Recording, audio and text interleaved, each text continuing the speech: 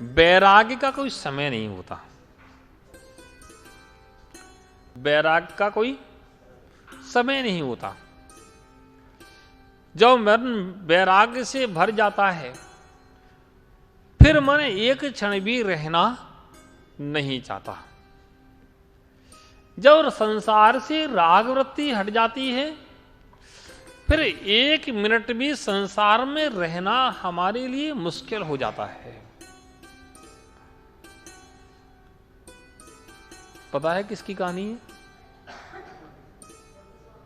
जम्बू स्वामी की।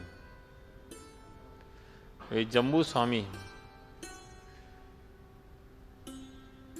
जिनकी मां ने कहा था कि बेटा तुम शादी कर लो। बेटा कह रहा था कि मां मैं शादी नहीं करूंगा। तो बेटा अपने मां की अंतिम इच्छा भी पूरी नहीं करोगे?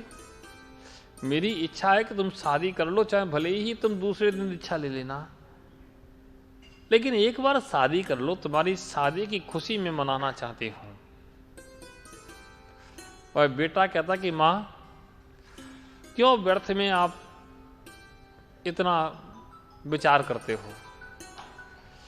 इस संसार में कुछ भी है ही नहीं, और मैं नहीं रहना चाहता हूं, मैं यहां से निकलना चाहता हूं। वह मां कहती कि बेटा मेरी इच्छा तुम शादी कर लो, चाहे भले ही तुम दूसरे दिन दीक्षा ले लेना, मैं तुम्हें नहीं रोकूंगी। वह बेटा कहता कि ठीक है मां, आपकी ऐसी इच्छा है तो मैं जरूर शादी करूंगा, और शादी करूंगा तो ये ध्यान रखना अगले दिन ही मैं दीक्षा ले लूंगा। मुझे फिर रोकना मत, मुझे फिर रोकना मत। और जहां मेरी शादी तय करो तो ध्यान रखना उनसे पहले बोल देना कि मेरा बेटा अगले दिन दीक्षा ले लेगा। ये बोल करके शादी करना, अन्यथा उसको पश्चाताप होगा। वह मां सोचती है एक बार स्त्री के चक्कर में फंस तो जाए, फिर कहां जाता है। अधिकांश मां यही सोचती हैं कि एक बार फंस तो जाए, फिर कहां जाता है, और बेटे को बेचारे को फंसा करके डाल देती हैं। हर मां हर बाप यही करते हैं। उन्हें पता रहता है कि संसार में दुख है कि सुख है। बताओ, दुख है कि सुख है? और फिर भी अपने बेटे को दुख में फंसाते हैं। वे माँ बाप कितने निर्दयी होंगे, कितने निर्दयी होंगे। उनको दया ही नहीं आती है कि मेरा बेटा भी जैसे हमने दुख भोगे ऐसा दुख भोगेगा, और धूमधाम से उसको फंसाते हैं। बड़े बड़े लोभ दिखाते हैं कि बेटा देखो ये लड़की अच्छी, देखो ये वाला फोटो देखो, ये फोटो देखो, ये फोटो देखो, और उसको और बेचारे को डाला बेड़ियों में। अब बेटा तुम भोगो, अभी तक तो हम भोग रहे थे, अब तुम बेटा भोगो। कैसी गृहस्थी का आनंद है।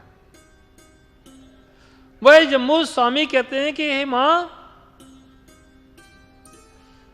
तुम्हारे कहने से तुम्हारे लिए मैं शादी तो कर लूंगा, लेकिन मैं इस घर में नहीं रहूंगा। मैं तो आत्मबोध को प्राप्त करूंगा, मैं तो अपना कल्याण करूंगा। क्योंकि आज तक संसार में रह करके किसी ने अपना हित नहीं कर पाया। आज तक संसार में रह करके कोई भी अपना हित नहीं कर पाया, और दुख ही उठाया है, क्लेश ही उठाया है। प्यारे बंधुओं, जो अपनी प्रवृत्ति को बदल लेता है, या कहें जिसने राग वृत्ति को छोड़ दिया है, उसके लिए संसार बहुत कष्ट से रहने योग्य हो जाता है। वह भी संसार में एक क्षण भी रहना नहीं चाहता है। एक सज्जन बोले, महाराज मैं तो घर में रहकर वैरागी हूं। जैसे भरत जी घर में वैरागी थे, ऐसे मैं भी घर में रहकर वैरागी हूं। मुझे किसी से राग नहीं है, मुझे किसी से मोह नहीं है। मैंने सब कुछ त्याग कर दिया है, मैंने सब कुछ छोड़ दिया है। मैं तो घर में रहकर ही मुनि के समान मुनि हूं। क्योंकि रत्नाकर श्रावचारक में लिखा है कि श्रावक भी किसी समय मुनि संज्ञा को प्राप्त हो जाता है। जब वह शुद्ध हृदय से सामायिक करता है तो वह मुनि की संज्ञा को प्राप्त हो जाता है। आगमवाणी चैनल देखने के लिए हमारे सभी सोशल प्लेटफॉर्म को आज ही लाइक, फॉलो और सब्सक्राइब करें।